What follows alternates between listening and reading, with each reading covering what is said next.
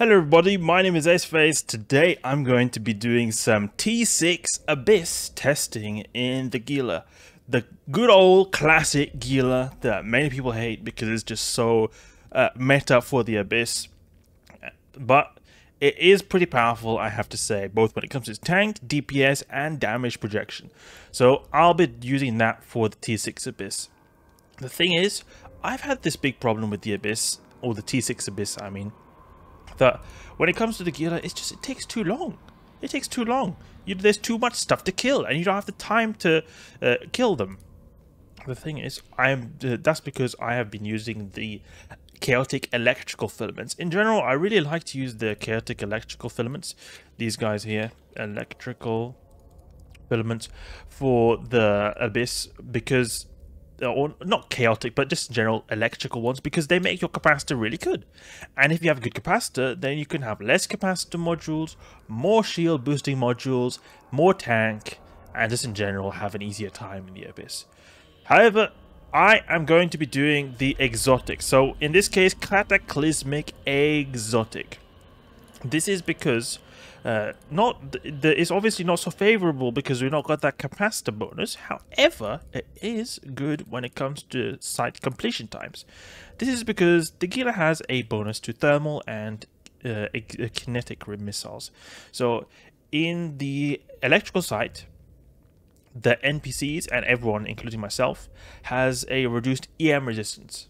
So we would want to be ideally doing EM damage there. So I do that with my EM drones. However, with my missiles then, I would use thermal or kinetic, and that's obviously the bonus to missiles. The Gila has a bonus to particularly kinetic and thermal missiles, you can see here. So either I'd use EM missiles, or which would, like, you know, be good because of the low EM resistance of the NPCs, but those EM missiles will not be bonused the same way the kinetic or thermal ones are. You can even see here, look here, Mjolnir Fury. See here, we're doing less DPS now. However, we could use the Scourge or the kinetic ones, but then the NPCs will have better resistances. Like, they won't have they'll have reduced EM, not kinetic resistance. However, if we go into the exotic ones, they will have a reduced kinetic resistance, and this will make it so that we'll be doing essentially more damage with also our missiles. So what I'm trying to say is, this is what I would do for time, like ideally to get the time as good as possible, because our missiles will be hitting harder. Also, the Vespas actually do a bit more damage than the infiltrators, actually, the EM drones. So you can see here, 900 DPS is what we're doing right here. I have got good skills. I have to say this though, I have got pretty good skills. I've got level 5 in most skills, some level 4s, but mostly level 5s. That's also why I'm doing a lot of DPS. The point is, we're doing a lot of DPS. This is what we're going to be using then to get through the T6 Abyss, because that is the main issue. The main issue I have, at least with the T6 Abyss, is not the tank. That's not the main issue. The main issue I have is to just kill the stuff quick enough for the timer to not kill us. So this is what I would do then. But on the other hand, there is a bit of a compromise here, because the exotic sites then, they obviously don't have that capacitor bonus as the electrical sites. This means I have to use more of these like capacitor modules to get a decent capacitor. So this adds some issues then for me. I don't have then an MWD. I like to use the MWD to get the extraction caches. This is then not going to happen then. I'll have to use either an MTU, but what I'm mainly actually going to use is this tractor beam, actually, to pull stuff in. And then also this, because I have to use more capacitor modules, I can use fewer of these you know, the shield based modules, and this makes it so that basically for me to achieve a relatively decent tank, I have to both use very expensive modules. You see here, Pithum A-type multispectrum shield hardeners, and also I'm using very expensive implants. So this whole package in total is costing, like, I think it's like 5 bill or 6 bill. So that is like almost double the amount as what my T5 Gila is, like including implants and all that kind of stuff. So it does make sense, because T6 gives about double the amount as T5. So it does make sense, but this is a serious investment, and I feel very uncomfortable running this, because just flying something that expensive, just to me, does not feel right. It doesn't feel right, at least in this point in my EVE career. Maybe when I become even richer than I am now, maybe then it'll feel more comfortable. So we've got our ship right here, the Gila. I like using this Etheric Radius skin. It, in my opinion, is the most appropriate skin for the Gila. It's my favorite one. But we're going to go here and do the Cataclysmic Exotics. And we're going to go through this side. A benefit actually is that I'm using, you know, the Afterburner, and that has a bit of a benefit. Not that for when it comes to like the getting the extraction nodes, but it has a benefit when it comes to speed tanking. We are not going to have that massive signature radius as we do when it comes to the MWD, so it's going to help us a bit there. However, there is a bit of a bad thing with the Afterburner. A very good thing with the MWD is that you can also kite the Vedmak waves. You can actually make the DPS almost go to 0 because you basically outrun them, and if you get out of 25-kilometer range from the Vedmaks, they'll be basically doing no damage because their disintegrators don't hit outside 25 kilometers. So we're going to go here and do the Cataclysmic Exotic. I have actually done this filament before quite a few times before, and it's always been resulting in a successful run. So this seems to at least be a very viable T6 fit. However, it's very expensive. That's the main thing. It's expensive. You could obviously get more expensive with officer modules, but that is just too crazy. I don't want to do that. So that's the main thing. Having a very expensive ship and gankers being the main issue for this, I would say, not the actual sites themselves. So we're going to actually just divide our drones real quick into tanky and this, and we've got a very simple wave, which is the rogue drone wave, the classic rogue drone wave. Let's deploy our drones and have them go and attack the rogue drones. So you can see we're doing quite a bit of DPS right there, one shot in this one there. And you have to always remember this, okay? The main threat for the T6 Abyss is not the NPCs, it's the time. So you always want to make sure you're using your missiles. They have to always be outputting missiles. They have to be output, like they have to be released from the ship all the time. Your missiles cannot be just sitting there, and that's something I often do as a mistake when it comes to the Abyss. I often forget to shoot my missiles as the Gila because it feels like all the damage is just from the drones, and that is true. A lot of the damage is from the drones, but there is also DPS coming from the missiles as well, and you do not want to forget about the missiles because that will aid you a lot. And if you are very sloppy, it could maybe even like be the thing that decides between a comfortable time and a not so comfortable time, like for example finishing it in 19 minutes or finishing it in 15 minutes. So we'll just continue this here and we'll see how much loot we get. Maybe we can get some dank loot. That's always a possibility right there. And get this and shoot this here. The thing is, I wanted to, with this fit, to be able to find something that is not too stupidly expensive but at the same time does work. This is obviously very expensive, but I don't consider it to be stupidly expensive because I'm not using like any officer modules, and also I could even maybe go even more crazier when it comes to the implants. Like I think I'm using like 004s, yeah. So I mean, if I really wanted to go crazy, I could just go for the 006 implants, those ones that go so expensive prices. But I'm not doing that, and I just feel like this does a lot far. Remember, if you guys have maybe seen, I have done actually some T6 running in the Gila with an MWD based, or what was it, MWD based? But at least it was T6 Gila in the electrical side, and that fit had big problems when it comes to time, and also it had a very big problem when it comes to the actual price. It was just so damn expensive, and that did not feel comfortable for me to be able to use Down Tranquility with a ship that was costing like 6 billion plus, that was barely able to do the sites in a reasonable amount of time. This seems to have, so far in my testing, I've done quite a few sites now in this seems to actually be able to do the T6 Abyss pretty well when it comes to time. Like, it's not like finishing those 19 minutes stupidly slow like the electric one. Okay, so this is another wave which would be a good benchmark for time actually, because we've got a lot of cruisers on the grid, so it's gonna put a lot of the DPS stuff to a challenge. We're going to take out these okay, take the Entangler maybe, because they'll just make it so that it's easier for them to apply DPS. Okay, let's lock that guy on. Always be outputting DPS. Can you please stop these drones, they love to just like move around. It's very annoying. We'll switch targets.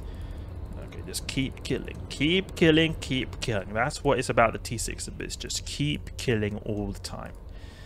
You know, I'd love to be able to do it.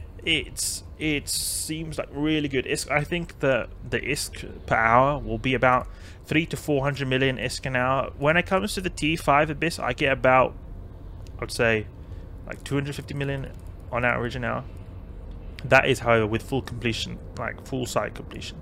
So with taking all these extraction nodes, and I do them pretty fast. So I wouldn't say it's a direct doubling of the ISK per hour.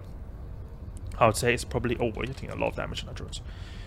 We are actually, like, the site's obviously going to take a bit longer than the T5 Abyss. And also, it's very hard for me to grab all the extraction nodes. You know, my tractor beam doesn't reach out very far. And I'm really just using all my energy, focusing all my concentration on just killing stuff as fast as possible, because that is just the name of the game. T6 Abyss is all about the time. You don't want that time to go bad. Yeah, there we go. Kill these guys, and you can see a tank is not an issue. As I said before, tank is not a whole like, it's not really something to think about too much in the T6 Abyss. Just mainly just site completion time.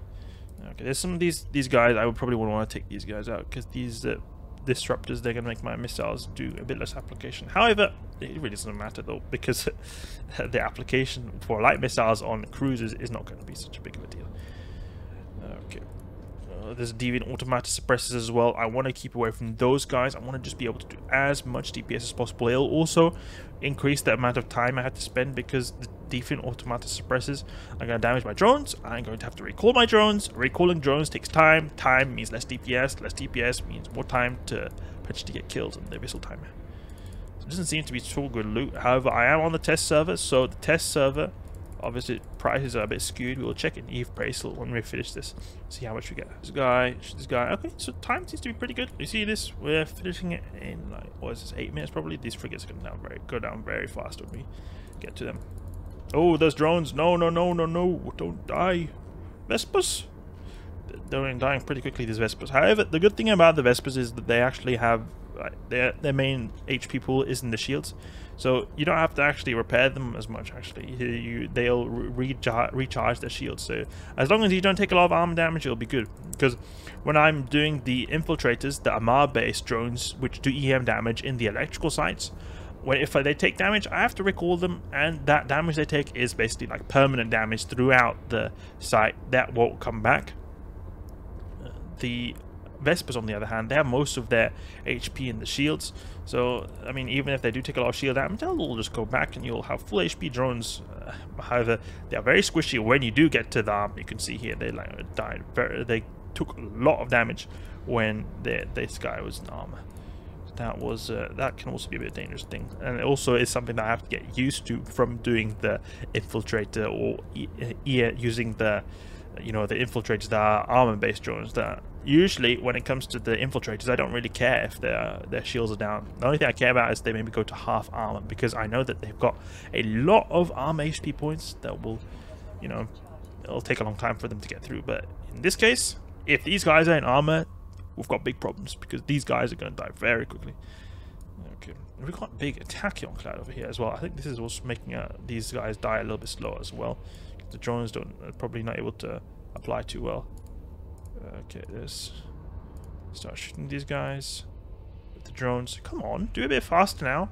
Taking too much time. Don't take too long. Drones, please. Please, drones. Please, drones. Just these light missiles just keep running out so quickly. So quickly, these light missiles. Okay, there we go. Dead quickly. Recall drones now, and go to the final wave. We'll see what we get here. Any interesting spawns? I wonder what kind of spawns we'll get. Okay. T6 exotic, last room. Let's see what we'll get. See how fast we get. See how much loot we'll get.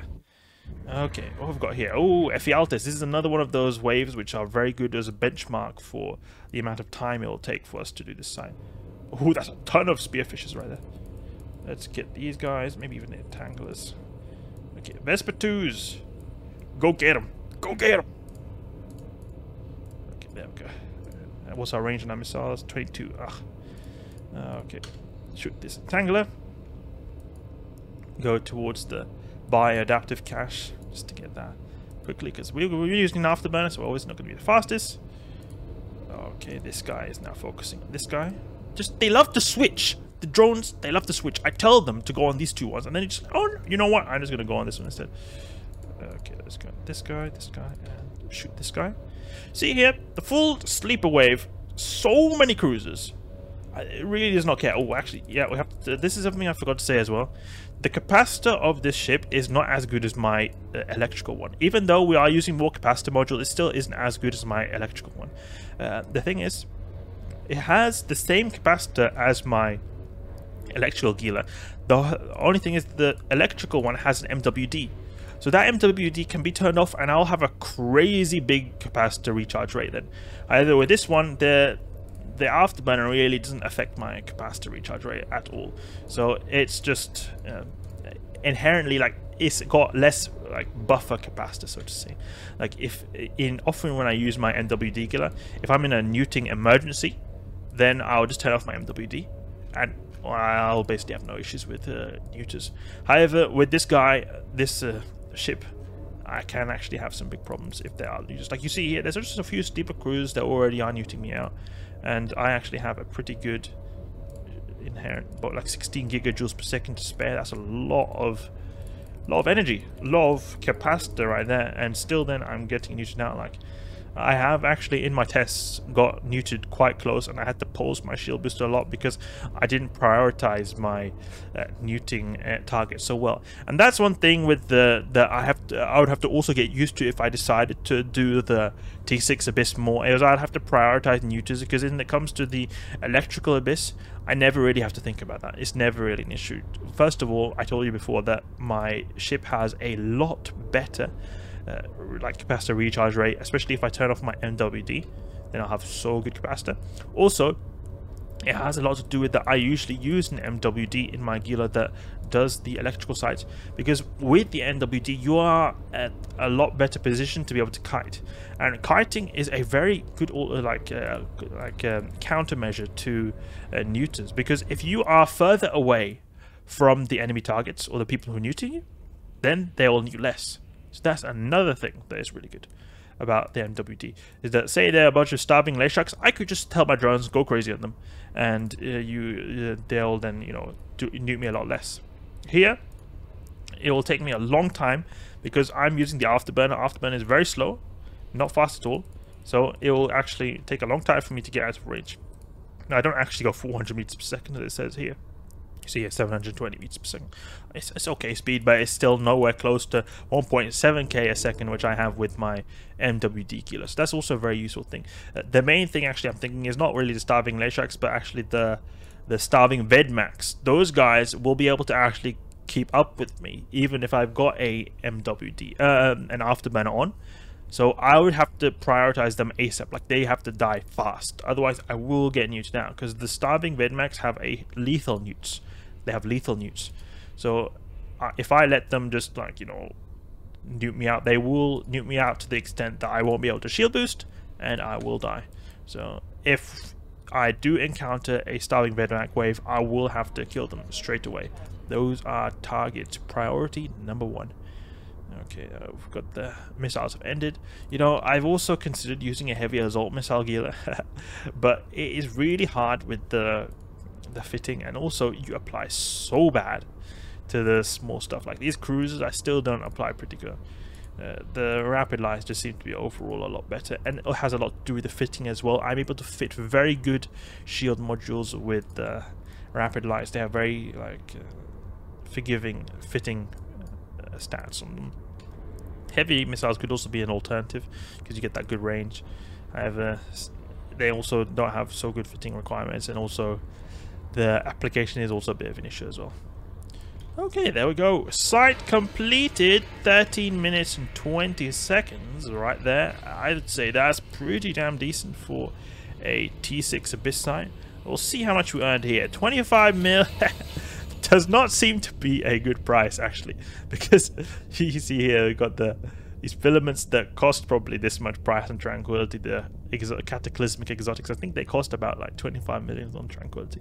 We'll see now in EVE Appraisal what this is actually worth. Okay, copy paste this and go in EVE Appraisal. Okay, so this was 100 million or 91 million, because those cataclysmic exotics we got are actually worth quite a bit. And also I think the 0-point condensate, actually one of them is this one or this one. No, okay, I don't know, but it's worth a lot more than it says. Actually, you've got 91 million or like 95, I guess, if you count in between. But then you also have to remember you got the Kikimora.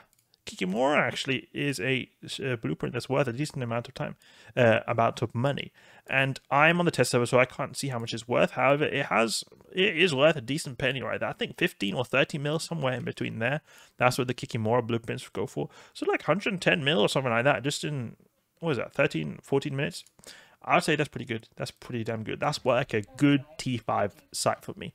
But I think this is like an average T6 site. This is something I like with the T6 Abyss. The Dank ISK is very easy to come by in the T6 Abyss. Very easy to come by. However, it is a crazy amount of bling I would have to spend on this, so I'm not sure if I will have this as my go-to farming Gila. Maybe I will in the future, but at least it just feels... I don't feel comfortable flying so expensive stuff. It just... Even if the ISK is very good from the T6 Abyss, it just feels... like, ugh, why am I flying so expensive stuff? This is wrong. It just feels wrong. There's something morally wrong about it. No, I'm just joking. But it just doesn't feel comfortable for me to do that. So I don't think I'll do that right now. But maybe it could be a good future goal. Hope you guys enjoyed this little test right here of the T6 and me showing you yet another one of, or like I've done many of these tests before, but just, you know, showing one of these further tests I'm doing in the T6 Abyss. I want to do obviously a lot of further testing if I ever decide to bring this on Tranquility. So here's another one of those tests, and went really well as I expected. The Gila does pretty well in the Abyss, one of the best ships you can actually get in the Abyss, and the exotic really shows how like you can do it pretty decently fast. It has a lot to do with the missiles will be doing a lot more damage. You always want to just make sure you always are shooting those missiles. 13-14 minutes, I'd say that's a pretty decent time right there. I hope you guys enjoyed this video. If you did, please leave a like and subscribe. I'll catch you guys later.